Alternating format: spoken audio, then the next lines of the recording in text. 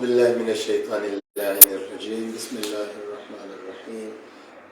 الحمد لله رب العالمين، وصلى الله على سيدنا محمد وعلى آله وأصحابه الميامين، وبعد. twebaza Allah subhanahu wa ta'ala tuwadde natujja murajabu eyayita natusa murajabu eno nga tuli balamu, ate tumwebaza okutuwa amagezi n'obusobozi obukozesa obulamu obwo n'obuvunaanyizibwa.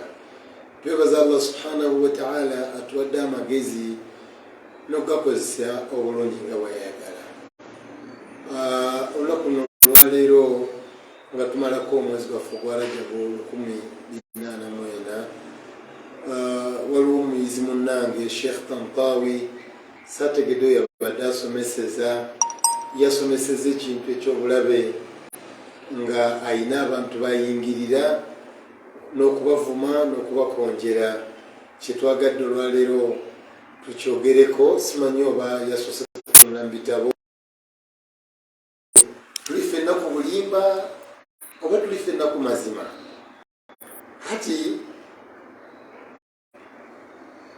ekitabo kyeyakozesezza mwe yajja bye yasomesezza, yagambye nti ekitabo ekyo kyabashiya ba Ithna Ashari, era bakiyita Shi'atu Shaitani. Mwe yagambye abadde bamuwulira nti bagende basome mu bintu by'abashiya, bajja kubisangamu nti abashiya bayagambye nti abantu abakulaakulanya gundi buli bwebisiyaga mu Uganda, nyegenyege, abayimbi bakuno n'abashiya ba Ithna Ashari. Nze bali sijja bagenda mukwasi bamanyi, neka ngende ku bano kwandi musomi asome ebitabo, atagoberera, ayagala ennyo okukoleza ku sunna wal jamaa, muzimu ku sunna ilahiya wa sunna nabawiya njazijja mu Qur'an ekitiibwa nga Allah subhanahu wa ta'ala mu surat Ahzab aya y'ensanvu, n'omuwandiisi w'ekitabo Shia Shaitani aya eyokusatu zeyakozesa gye njagala okukozesa. Yagaya ayyuhalladhina amanu ittaqullaha wa qulu qawlan sadida. Abange mmwe abakkiriza, musse ekitiibwa mu Allah, mumuwe ekitiibwa, mumugondere, ne bwe muba mwogera mwogere ebigambo eby'amazima. Mungu n'akola endagaano, bwe tunaayogeranga amazima, kiki kye tunaafuna? Yuslih lakum a'malakum, Allah ajja kulongoosa emirimu gyaffe, ajja kulongoosa obwaseruganda bwaffe. Mu mirimu gye yayogera teyayogera oba ibaada oba emirimu gino egya bulijjo. Wa yaghfir lakum dhunubakum, ajja tusonyiwa ebyo ebigenda birumira. Wa man yuti' llaha wa rasulahu, omuntu agondera Allah n'amuwa ekitiibwa, n'agondera mubaka we n'amuwa ekitiibwa, faqad faaza fawzan azima, aba yeesiimye olw'essimu lwagulu. Ne mu surati Baqara aya 195 Allah atugamba atya, muganda wange ampuliriza, weza Allah bwagamba, wa ahsinu, mulongoose ebigambo, mulongoose emirimu gyammwe, mulongoose obwaseruganda. Inna Allah yuhibbu almuhsinin, Allah yettanira abo abalongoosa. Hati ebigambo bino bw'obiwulira, ye Mutuma atugamba atya? Mutuma atuwa amagezi n'atugamba nti bwe tubanga twogera ebigambo byaffe twogerenga ebigambo bitonotono ate nga birungi.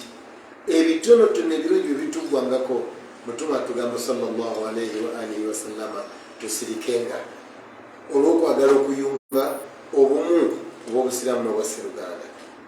Muganda wange gwandaba, kyampitiriddeko bwe nawulidde omusomo gwa Sheikh Tantawi, kyokka obwedda mpulira amaloboozi ng'alabika abadde mu bantu abawerako, era nga bw'abasaba tuli ffenna nga baddameyi. Mubo mwabaddemu neyamugambye nti waliwo abamanyi abashiya bali wa kisekka nga bawa abaana essente babasiyage. Ekintu kyenatidde, lwaki tebawaabira ate nga wakisekkaawo waliwo poliisi babawaabire, waliwo penal code mu mateeka ga Uganda. Kati ekitabo kino nakinoonyeza, kyantwalidde ennaku eziwerako, nekinoonya nekigwako, Shia Shaitani, ekyomukisa omubi oba omulungi. Nze mukubange bwe nakisomye siina we nalabye nga ekitabo kino kyabashiya, kyannenyamiza nnyo. banadde njaga kusoma ebintu byabashiya n'enzikiriza yaabwe. Ekitabo nagenza okusanga kyaffe kyabasunni olwabino bye nasomye. Muallifu w'ekitabo kino, author omuwandiisi ye fadilatu sheikh ad-doktor abi abdillahi muhammad bin said raslani hafidhahullah. Kampuni yakikuba bakita Darul Furqan al-Misriya linnashri wat-tawzi'. Kampuni yakuba yabasunni, omuwandiisi musunni.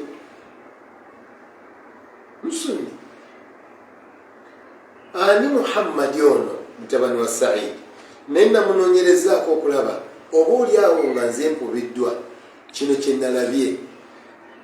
Muhammad mutabani wa Said Raslani, imma wa kika ky'aba Raslani oba ng'ava mu kitundu kye bayita Raslani, yapakiikibwako erinnya lya Abi Abdallah. Yazaalibwa ng'ennaku z'omwezi 22 Novemba mu 1955.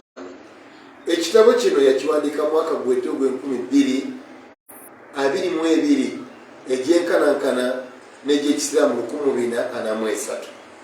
We yakiwandiikira ng'alina emyaka 67 ne kati saawe yalina emyaka 55.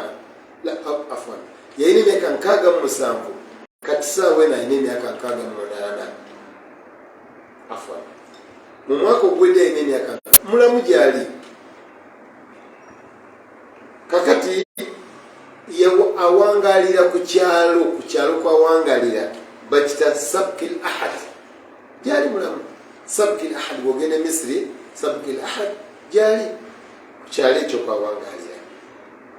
Markaz kugombolola Ashmuni mu district eya Manufiya mu nsi gye bayita Misiri. Okunoonyeza kwange bwe kwagenze. Muyivu mu ilmu ya hadith era munnabyabufuzi. Mu ludda olw'eddiini, Shaitan Tawi bwe yabadde asomesaaga ekitabo kino ky'abashiya, omuwandiisi wa ahlusunna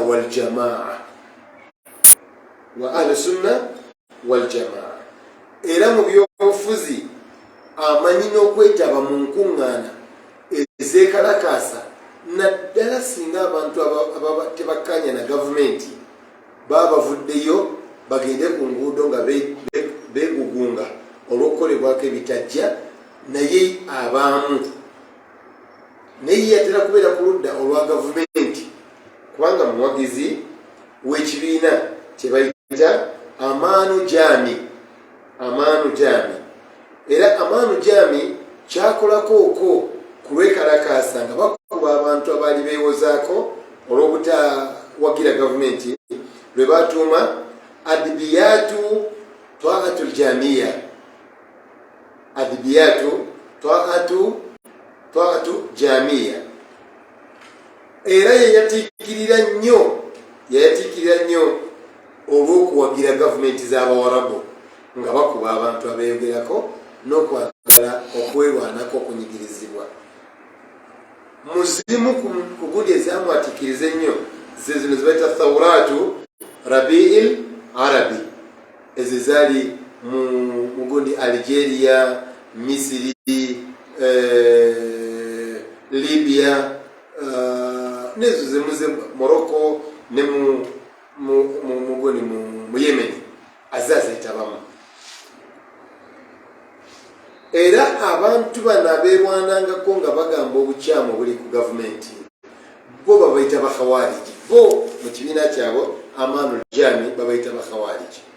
Olwaki? Olw'okuba nti kharaju min hukam al-arab, baawukanye n'abakulembeze Abawarabu. Hati ekisooka ekitabo omuwandiisi wakyo wa Imaamu wa Ahli Sunna wal Jamaa tasobola kubeera ng'omuwandiisi wa Ahli Sunna wal Jamaa ate ekitabo ne kibeera ky'Abashiya.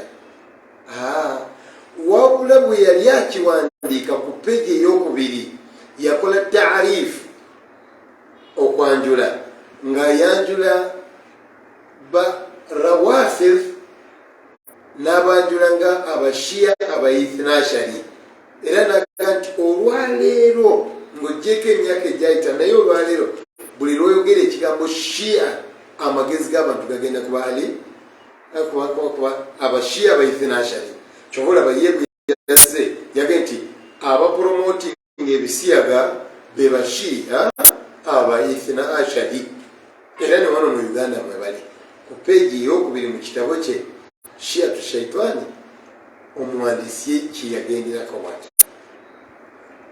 kati oyo naye bwe nasomye ekitabo kyonna siina we nasanze ekigambo nga abashiya be beeyogerako nti tuli basiyazi era siina we nasanze aya Qur'ani ye gye yeeyambisiza ng'akakasa nti gye bakkiririzaamu wanga mu kitabo kyonna awali ebyekuusa ku Shaitan Tawi bye yasomeseza nabijje ku peegi ey'ensanvu mu kitabo Shia Shaitani ku paragulafu esembayo nga n'omuwandiisi w'ebigambo bino ye Abu Hassan Muhammad bun Ahmad al-Mutiyu omuwandiisi w'ebiwandiiko bino ono Sheikh Muhammad bin Said Raslani gwe yabijjako yono Abu Hassan Muhammad mutabani wa Ahmad al-Maltiyu Maltiyu kisobola okubeera nga kyalo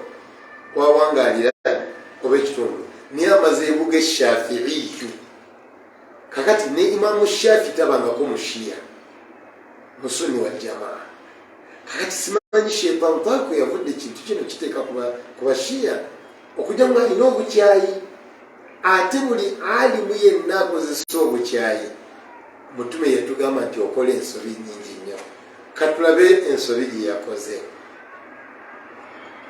ebigambo Abu Hassan Muhammad bye bino bye yayogera ono Tantawi yasinziddeko gamba nti bashiya waalamu rahimakumullah mumanyemu abasiraamu Allah era abasaasire anna fi rawafidhi nti mazima mbarawafidh kati ye omuwandiisi asili y'emboozi eri rawafidh tewaliwo kigambo shiya tewaliwo kigambo ithnashari